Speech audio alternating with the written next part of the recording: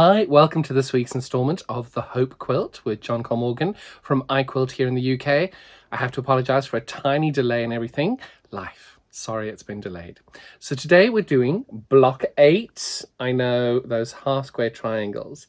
Now, I've had a lot of people come to me and say that they're not enjoying these more advanced blocks. That is absolutely fine. The way that I've designed the quilts and where these advanced blocks go, if you do not want to take part in the advanced blocks, no problem at all. All you do, don't worry at all. You just cut a 10.5-inch square of your background fabric and that will slot in to the quilt very, very comfortably, and you'll catch that in 2 weeks' time when we do the reveal, because I'm doing them for when you got these blocks in and then when you don't. So please, if you're worried about it, don't. And if you want to give it a go, give it a go. We're only making 2 of these this week. Only 1 more block to go. It's very similar to this block, so you'll be making 4 of these in total, just a different colorway.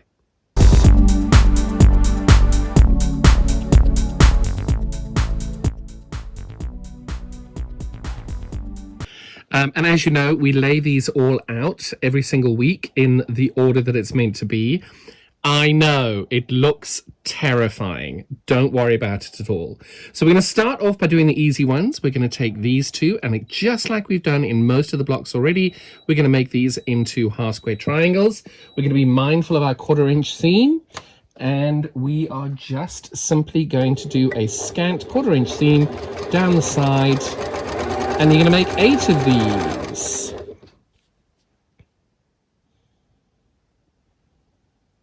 Now, in this one is a perfect example. You'll see that the bottom piece is ever so slightly bigger than the top. And what you do here is split the difference. You can see I've got the same gap there as I do here, as I do there. We're splitting the difference, and we're using the outside of the red as our 1/4-inch seam allowance on there. That's a nice little tip that when that happens, it doesn't happen often, but when it does, split the difference so that you haven't got that all in one little spot on your triangles. And it's a nice way of getting that done.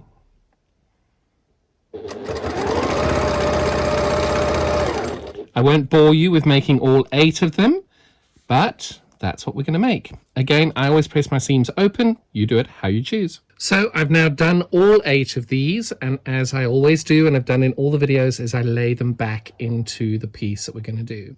Now we also have 8 flying geese. You can see here, there's one and there's another. So we're going to lay these on top of each other. Now when we come to join these, now for me, as you know, we'll get to that in a bit. So what we're going to do now is, as we've all done with our flying geese before, we line this end up and the long end up on. So the long end of our short triangle goes onto the short end of our long triangle. I know it's weird. And you've got a little 1/4-inch hanging off the end there. We're then going to sew a 1/4 of an inch down this line. I'm going to do 1 full flying goose for you, or geese for you, so that you can see what I'm doing. Okay, so you can see I've sewn that along there. I'm going to press my seam open momentarily. So you can see I've now pressed my seam open there. And the reason I'm doing 1 at a time is because I've got to do 8. You will be bored stiff watching me do 8 of these. So all I do there is I've lined my long end of my short triangle on my short end of my big triangle, just like I had before, and I've got my 1/4 of an inch hanging over the edge there, and I then sew a 1/4 of an inch down the side. You do not need to go back and forth. My machine has been having a moment at the beginning of its threads. So I've done my seam there. Now you know, oh, that looks really good. I'm happy with that. And that's the back with the seam pressed open, and that is our flying goose. Now we're going to make 8 of these, and we're going to put these back into our block as we go along. And you can see there's 1, 2, 3, 4, 5, 6, 7, and 8. And as you can see, we've now put these together. So this is a little bit different to the way I usually do these. We're going to put these together in 4 patches. So we're going to start by putting these together. And what you're doing is, quite simply, laying them on top of each other and stitching down the side. Now the point that you're going to try and meet are these 2 white dots over there. You're going to try and get those to match perfectly. And we're going to do 4 of these blocks, because obviously we've got 8 flying geese.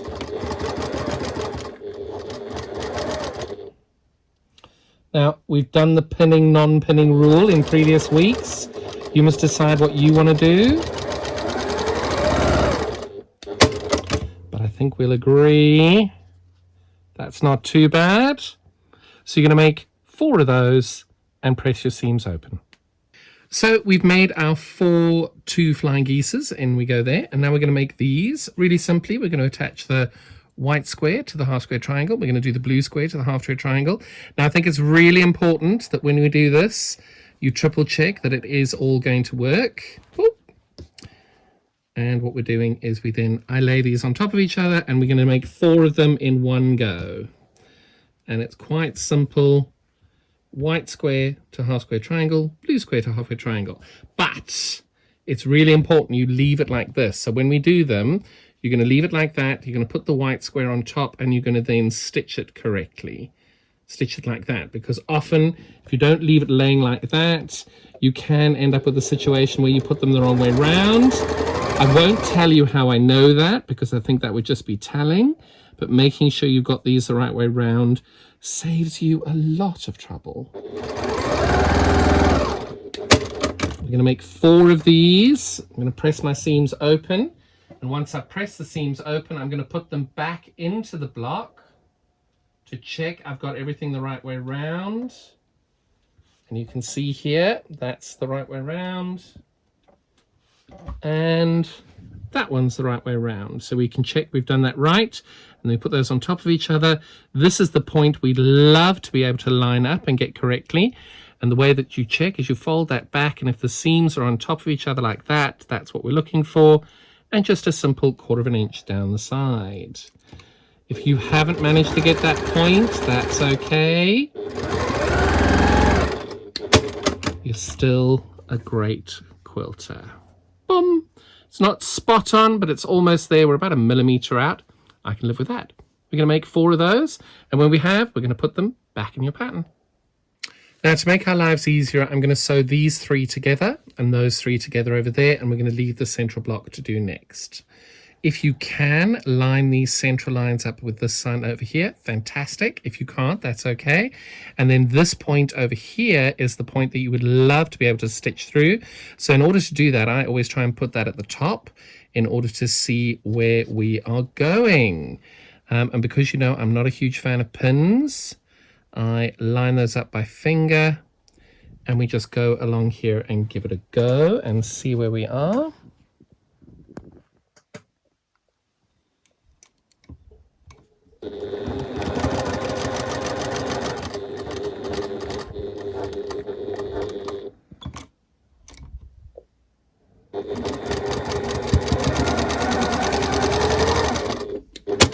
Did I do it? Did I do it? Did I do it?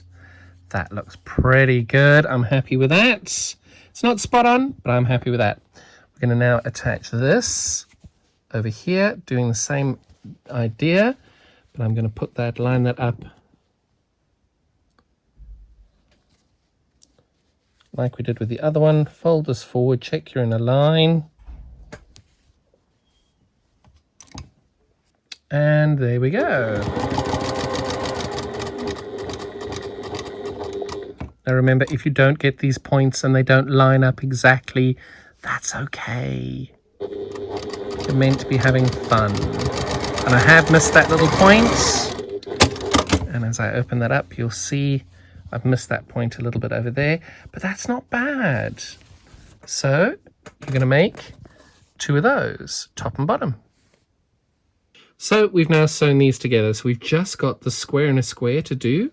Now from last week, we remember we take this, we're going to fold it wrong sides together in order to get that little fold line there. And then we're taking this one, right sides together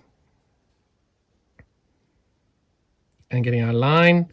And then we put our 2 little folded bits on top of each other, just like that. You can see I've got that little dip over there, and I'm then doing a 1/4 inch down the side.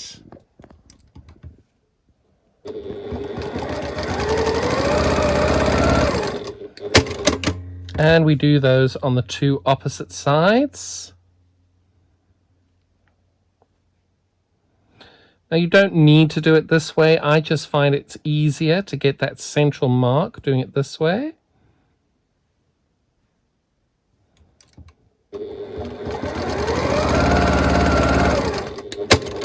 and then you press your seams open.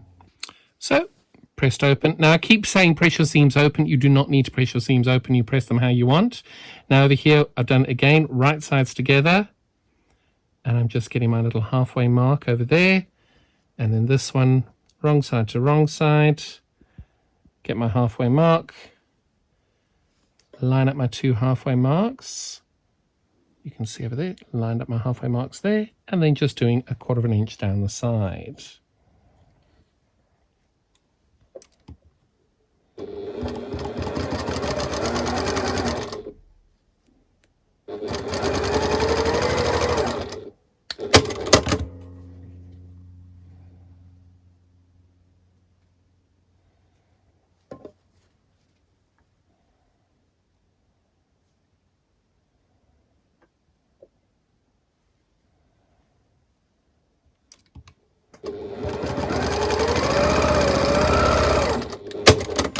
And there we have a square and a square.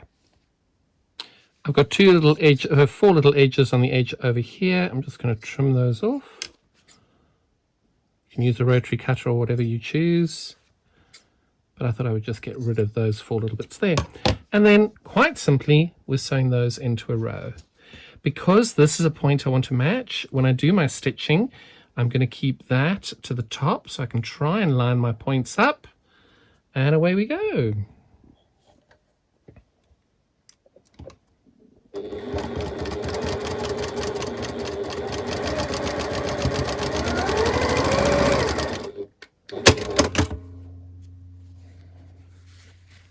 Oh, that looks good. And then on this side, we're going to do the same. But because I want to try and match that point, I'm going to stitch it from the back.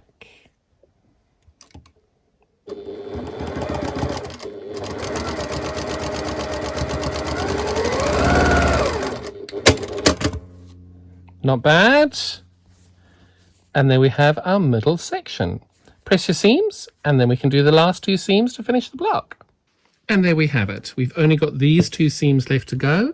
This is the finishing block. Now, one thing I just want to remind you all, if you have changed the colorway, make sure that you stick a piece of this fabric with the color code on the front page of the pattern, in case after a while you forget which one's which, and especially because blocks 8 and 9 are so similar, you don't want to get your colors mixed up.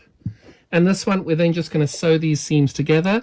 Now, there are a lot of points here where you can line up.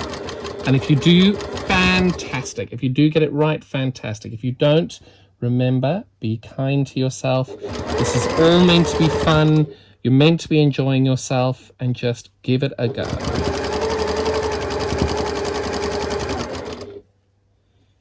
But if you don't manage to get them, that is okay. Over here, I think I'm going to miss this point on the end, but that's okay.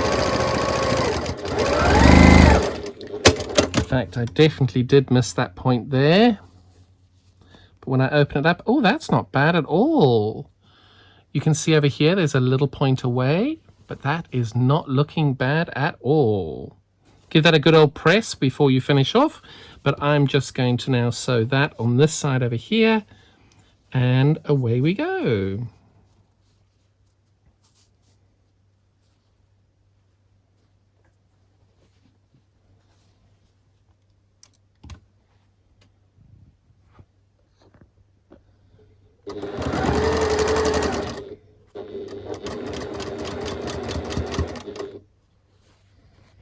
You can see when you're not pinning, you're then realigning everything as you go along, little bit by little bit.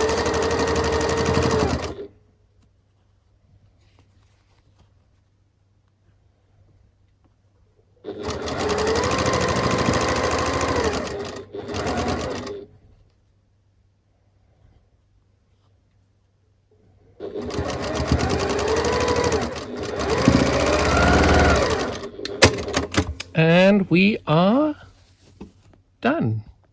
You're going to make 2 of those. You're going to give it a good old press. I'm going to do that right now. So here we have block 8. This is the red, white, and blue colorway that we're doing. And then we've changed it and done obviously our green, gold and black to be able to do it. Remember to make sure that you make a note if you've missed your colors around. This is a complex block. This is an advanced beginner block. It is not for the faint of heart. So many pieces and all of that, I get it. You do not need to make the block. You can do two 10.5-inch background fabric squares, and I factor that into the quilt, so you don't need to worry about being overwhelmed by these. And I look forward to showing you that all next week. Catch up with you then. Bye-bye. I hope you enjoyed this week's installment. There are going to be a few more. You may have missed a couple already. You can catch up with them all on iQuilt with John on the YouTube page, iQuilt with John. Look for the playlist, The Hope Quilt. Anything you pop on social media, I would love to see it. If you could use the hashtag, The Hope Quilt, I would be so grateful. And iQuilt, that'll be awesome. As you'll see on the screen now, you've got the links for the Facebook page if you want to interact with our recipes. You've got our Instagram page if you want to interact with our Mindful Monday live broadcast that we do every Monday. And we've also got the links then to the John and T Squared podcast, available on Audible at this link, available on Spotify at this link, and available on Apple Podcasts on this link. When in doubt, if you do want to reach me and get in touch and have a question or anything like that, drop me a line at this website now. You'll be able to see there's a contact form. You can drop me a line on our contact form. And also, just check out the website, iquilt.studio, and catch up with all the latest news. And maybe you want to subscribe to our YouTube channel. Be so grateful for all your support. Speaking of gratitude, I need to send a massive thank you out to the amazing, gorgeous Anne Davies, who's made all the samples for this quilt, prepped all the blocks, and just been an all-round awesome lady. And you're a superstar. We love you. Couldn't do with this without you, and nor would we want to. Have a great day. See you next week.